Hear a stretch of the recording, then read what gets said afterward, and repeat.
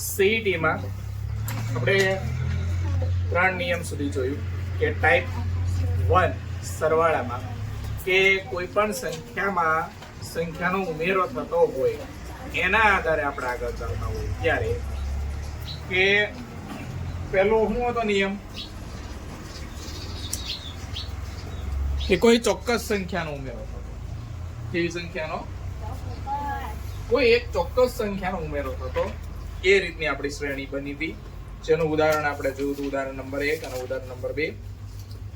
ત્યાર પછી ચડતા ક્રમમાં સંખ્યાનો ઉમેરો જોયો હતો, નિયમ નંબર 2, અને નિયમ નંબર 3 માં ક્રમિક એકી સંખ્યાનો ઉમેરો, જે આપણે કાલે જોયો હતો કે એકી સંખ્યા કઈ કઈ આવે, એક સંખ્યા લેવાની, એક નહીં લેવાની, એક લેવાની, એક નહીં લેવાની, જેમ કે 1, 2 નહીં લેવાના, 3, 4 નહીં લેવાના, 5. તો એવી રીતે આપણે એકી સંખ્યા અને બેકી સંખ્યા વિશે વાત કરી હતી, અને એકી સંખ્યાની શ્રેણી કેવી રીતે બને એ પણ આપણે જોયું હતું. આજે આપણે જોવાનો છે નિયમ નંબર 4, જે બોર્ડ પર છે. શું કહે છે નિયમ નંબર 4? કે ક્રમિક બેકી સંખ્યાનો ઉમેરો. હવે કાલે આપણે એકી સંખ્યા તો જોઈ હતી બધાએ. એકી સંખ્યા અને બેકી સંખ્યાનું વિભાજન કેવી રીતે કરવું? જો બે જૂથ પાડી દો, એકી અને બેકી. 1, 2, 3, 4, 5, 6, 7, 8, 9, 10. 10 માં લેવાનો છેલ્લો 0. આ જે 5 સંખ્યા છે એ કેવી સંખ્યા થઈ? અને આ 5 સંખ્યા કેવી થઈ? જેની પાછળ 0 હશે. 2, 4, 6, 8 તો એક અંકની સંખ્યા છે. 10 બે અંકની સંખ્યા છે, તો એનો એકમનો અંક જોવાનો. અને હા, ગમે ત્યારે તમે એકી સંખ્યા અથવા બેકી સંખ્યા વિશે જોતા હોય અથવા તો એને ઓળખવાની હોય ત્યારે આપણે ખાસ જોવાનું કે એનો એકમનો અંક કયો છે. એકમના અંકે ચાલવાનું. દશકના અંકનું મહત્વ એકી બેકીમાં લેવાનું નથી. સંખ્યા ઓળખવા માટે પાછળનો અંક એટલે કે છેલ્લો અંક એટલે એકમનો અંક જોવાનો છે. કાલે એકી સંખ્યા જોઈ, જેમાં 1, 3, 5, 7 વિશે 7, 9 વિશે આપણે ભણ્યા. આજે આપણે ભણવાનો છે નિયમ નંબર 4, ક્રમિક બેકી સંખ્યાનો ઉમેરો. કેવી સંખ્યા? બેકી સંખ્યા. તો કે આ પ્રકારની શ્રેણીમાં બે ક્રમિક પદો. બે ક્રમિક પદો એટલે આ પહેલું પદ, એના પછીનું તરતનું બીજું પદ, એને ક્રમિક પદો કહેવાય. એટલે બે ક્રમિક પદો વચ્ચેનો તફાવત ક્રમિક બેકી સંખ્યાનો ઉમેરો કરેલ હોય. આ જે બંને સંખ્યા છે એનો તફાવત એટલે કે બાદબાકી જે છે એ તમને એવી મળશે કે જેમાં બેકી સંખ્યા હશે. કેવી રીતે? તો કે ઉદાહરણ નંબર 4 માં આપણે જોઈશું. જે સંખ્યાનો એકમનો અંક, બેકી સંખ્યા કોને કહેવાય? તો કે જે સંખ્યાનો એકમનો અંક 0, 2, 4, 6 અને 8 આ પૈકી કોઈ પણ એક હોય તેવી બધી સંખ્યાને આપણે શું કહીશું? બેકી સંખ્યા કહીશું. ઉદાહરણ તરીકે અહીં મેં લખ્યું છે 2, 4, 6, 8, 10.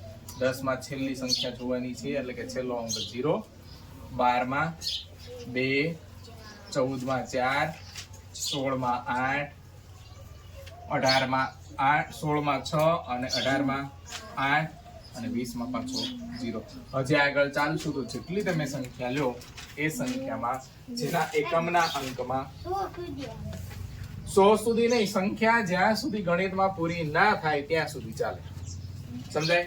હવે ગણિતમાં સંખ્યા તમે ગમે એટલી બનાવો કોઈ દિવસ પૂરી થતી નથી, કેમ કે સંખ્યા અસંખ્ય છે, અગણ્ય છે, અનંત છે.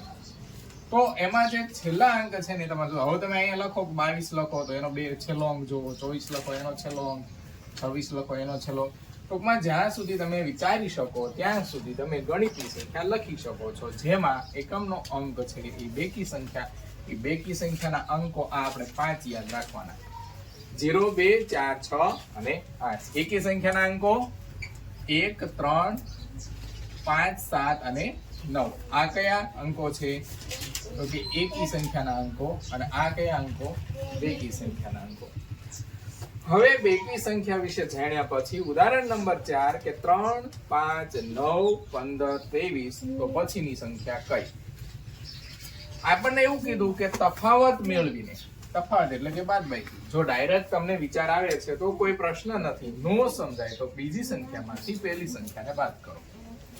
5 માંથી 3 બાદ કરો 9 માંથી 5 બાદ કરો, 15 માંથી 9 બાદ કરો, 23 માંથી 15 બાદ કરો, આવી રીતે લાઈન ટુ લાઈન ચાલવાનું. બરાબર. હવે અહીંયા 5 માંથી 3 બાદ કરો, કેટલા મળશે?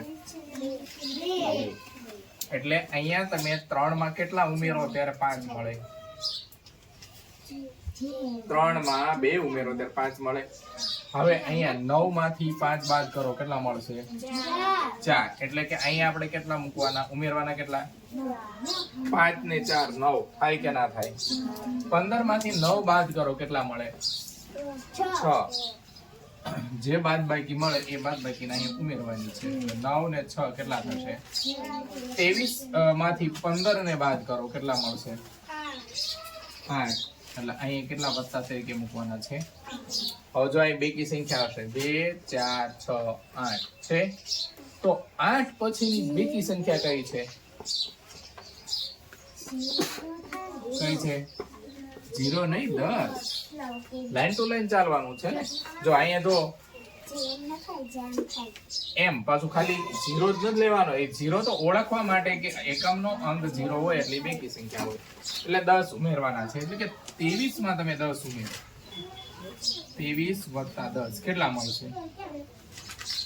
23 વત્તા 10 કેટલા મળશે? બોલો ભાઈ. 33 33 2 તગડા એટલે કે 33. તો શ્રેણીનો જવાબ કયો મળશે? 33. છેલ્લું પદ કયું હશે? 33. નિયમ નંબર 5 કે પ્રાકૃતિક સંખ્યાનો ઉમેરો. શું કે છે? પ્રાકૃતિક સંખ્યાનો ઉમેરો. હવે આપણને એ ખબર હોવી જોઈએ કે પ્રાકૃતિક સંખ્યા કોને કહેવાય. તો કે આ પ્રકારની શ્રેણીમાં બે ક્રમિક પદો વચ્ચે સંખ્યાનો તફાવત તરીકે પ્રાકૃતિક સંખ્યા હોય. અને પ્રાકૃતિક સંખ્યા એટલે તમે એકડે 1 થી શરૂ કરો અને જ્યાં સુધી તમે લખી શકો ત્યાં સુધીની બધી સંખ્યા કેવી સંખ્યા છે? કેવી સંખ્યા છે? પ્રાકૃતિક સંખ્યા છે. કેવી સંખ્યા છે? એટલે કે પ્રાકૃતિક સંખ્યા કોને કહેવાય કે તમે એકડે 1 થી લખવાની શરૂ કરો અને જ્યાં સુધી તમે વિચારી શકો, જ્યાં સુધી તમે લખી શકો એ બધી સંખ્યા એટલે કેવી સંખ્યા? પ્રાકૃતિક સંખ્યા. સમજાય છે? લાઈન ટુ લાઈન પ્રાકૃતિક સંખ્યા આવી રીતે લખાય છે.